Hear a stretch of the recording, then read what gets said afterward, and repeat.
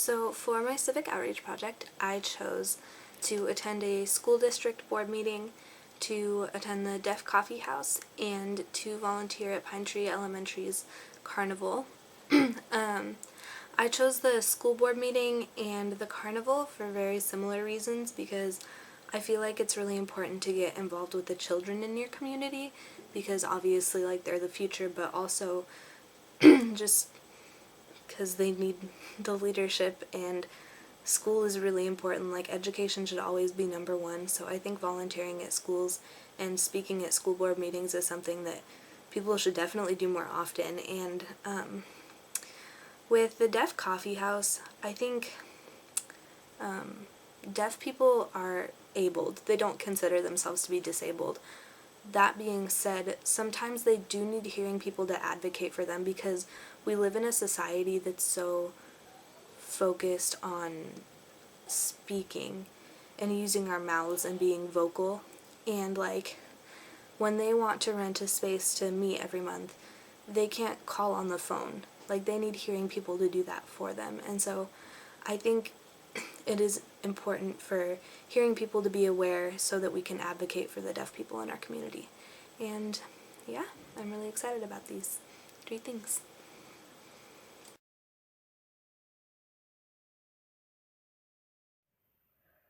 So I'm getting ready right now to go to my first school board meeting, and since I've never been to one before, I don't really know what to expect, but I looked at the agenda online, and there were a lot of interesting things on there, actually. Like, they're going to talk about service animals in school, and apparently there have been changes to the sexual harassment policy, which is something I've always been really passionate about, so I think maybe I'll speak about that. But yeah, we'll see how it goes. Okay, so my name is Emily Reed, and I go to Kentwood High School. And I was looking over the agenda before I came tonight, and I noticed that there were the changes to the harassment policy, and I just really appreciated that we were looking over those and like addressing, especially the sexual harassment, because I feel like in my school and from my experiences, it hasn't really been addressed as much as it should be. And I've had a few experiences where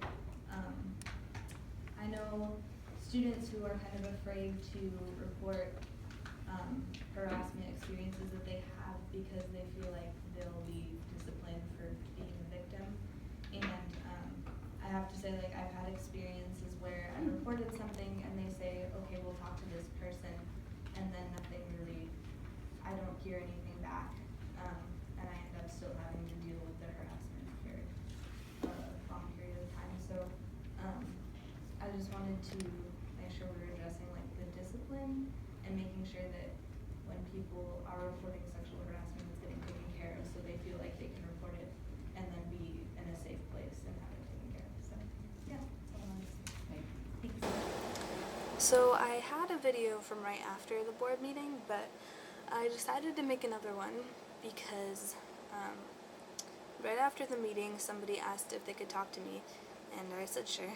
And he asked if there was anyone at Kentwood that, like an administrator that I was comfortable with, if he were to email them about the issue. And I said the only administrator that I'm really familiar with is Mr. Hurst. So he emailed Mr. Hurst, and I got called down to his office, and he asked me if I would like to start a student voice committee, which is basically a committee that makes sure we're addressing sexual harassment at Kentwood, and so that students can feel safe and feel like they're being heard. And so I said that I would, and I'm really excited to be able to make a difference and make sure that experiences that have happened to me in the past don't happen to other people in the future. And I'm actually really glad that I went and that I spoke, because, you know, they listened and they made a change, and I'm really excited about that. So yeah.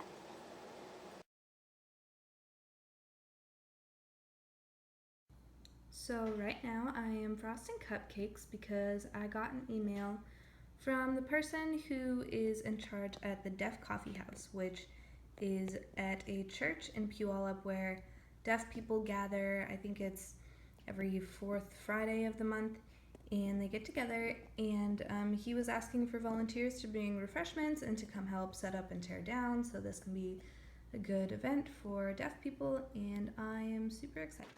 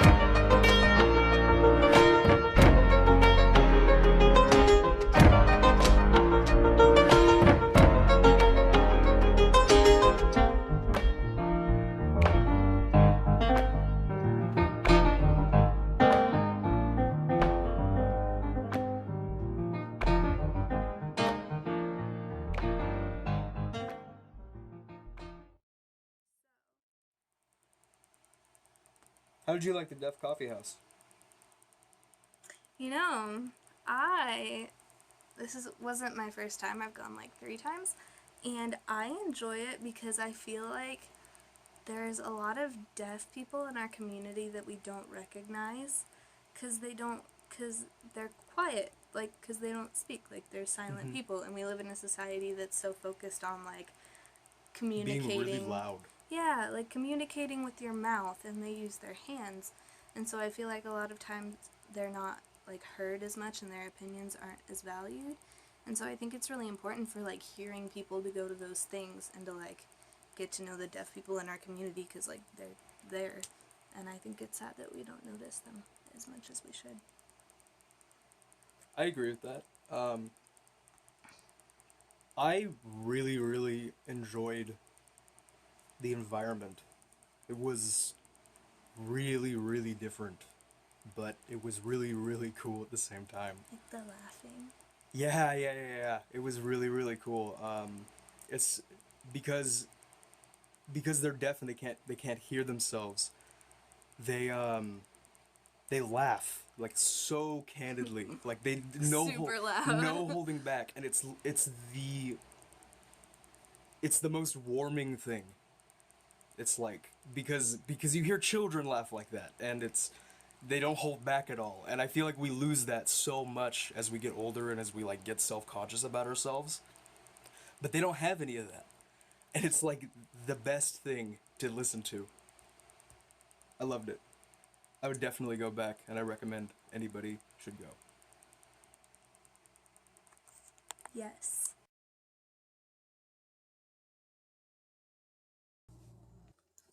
So I'm on my way to Pine Tree Elementary School, and I actually have no idea what they're gonna have me do, so I'm a little nervous, but I hope I get to be working with kids because I love children, and I am excited. So basically how you play this game is you pick a sticker off the tree, and if it has a blue dot on the bottom, like this, then you also get to pick a cool prize out of this box. This is an eraser that looks like a crayon. What do you do here? You pick a lollipop, and if your lollipop has a blue dot on the bottom, then you get a prize. But if it doesn't, you get to keep your lollipop. What kind of blue dot? You'll see if you pick one. Is it any?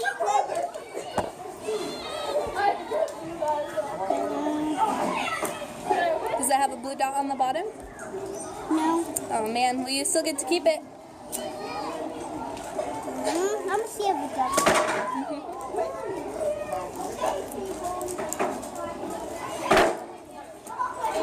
Does it? Sure.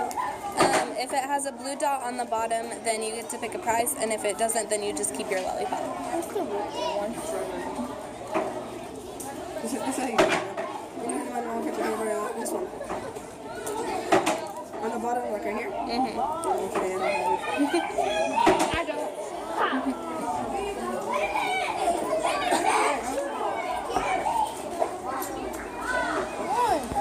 to take a prize. Yeah. I'll take it. Okay, no. Hey, you can't look. You can't look. Okay. You can take that and a prize. Oh, okay. Awesome. I'll take you.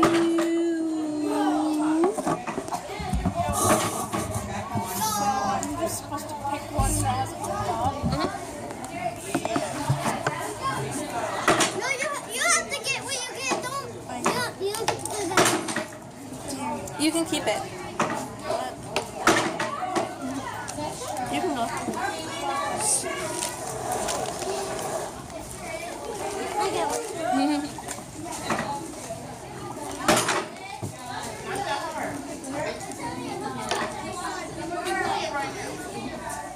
Is that blue? Sweet, you can pick a prize. No more pop. Girl, get back you again. Get back to mine. Hi. So you pick a lollipop. If it has a blue dot on the bottom like this, then you get a prize. If it doesn't, then you still get to keep your lollipop.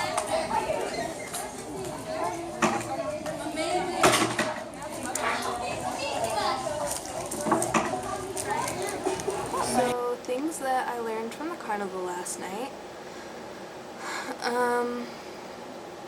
One thing I noticed, and I don't know if this makes sense, but I feel like we've established this like everybody wins thing in our society too much, because those kids, they'd take a lollipop and they'd see that like they didn't get the one with the blue dot, and instead of just taking their lollipop, they would keep it and then they'd just take another one until they get a blue dot, and then they'd take a prize, and then they'd just walk away. Even if I said like, oh, you only get one turn, please, they'd just look at me and keep doing it anyways. So that was frustrating, and the parents encouraged it too. Like, if they picked one and they didn't get a prize, the parents would be like, oh, that's okay, try again. Or sometimes, like, the parents would even pick one, which is weird, because, I don't know. It was frustrating. They definitely need to pay elementary teachers more money, because the level of patience that I had to have tonight, I can't even imagine dealing with some of those kids for long periods of time. And I love children, but I feel like you could just definitely tell it was the parenting.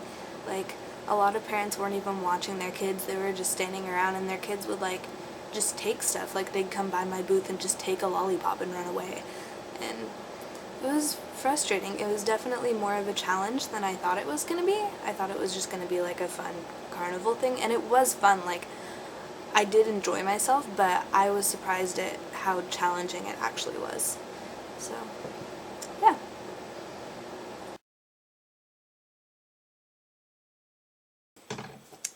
So, what I learned from going to the school board meeting is that they listen, and when you as a student go and speak at a school board meeting, they really value what you have to say, and I thought that was really cool. I also learned that libraries don't have hardly any budget. There were a lot of librarians that spoke at that board meeting, and they just talked about how outdated their books are and how they can't afford to buy anymore, and I think that's really sad, because when I was a kid, I read all the time, and it made a world of difference. I think reading is so important, and so I'm really glad that I went, just to bring awareness, and also it makes me feel like I have a place where I can go now when I have an issue, and I know that I'll actually be listened to, so that was really nice. The Deaf Coffee House, I feel like I always learn a lot there. This time, there weren't very many hearing people. It was almost all deaf people. And so I feel like one thing that I learned is how it feels to be in a room of people who speak differently from you when they're all signing and you speak English. That's really hard, and I can't even imagine how it must feel to not be able to speak or hear and have people communicating that way all around you all the time. It definitely makes me want to act differently towards deaf people. A lot of people try to speak to them, like they raise their voices, which is pointless, or I've heard of waitresses handing deaf people a braille menu. Like, they're just really ignorant, and it makes me want to be more aware and learn enough sign language that I could have a conversation with a person. Like, if they came through my line and I was a cashier, I could effectively communicate with them, just because I feel like they deserve that. Yeah, I always learn a lot there. And for the carnival, I learned that elementary school teachers need to be paid more money. It requires a lot of patience to run an activity like that. I remember having carnivals when I was in elementary school, and that's part of the reason why I volunteered, because it's so fun and it's a great memory to have, but it was really challenging and I wasn't expecting that. Overall, I think the Civic Outreach project taught me a lot of empathy and also just brought awareness to all of these issues that I didn't even know were a thing. I didn't realize how many deaf people we have in our community. I didn't realize that our school libraries are like very underfunded. I'm definitely glad that I did it. I feel like it benefited me a lot, and I think everyone should have to do this. So, yeah.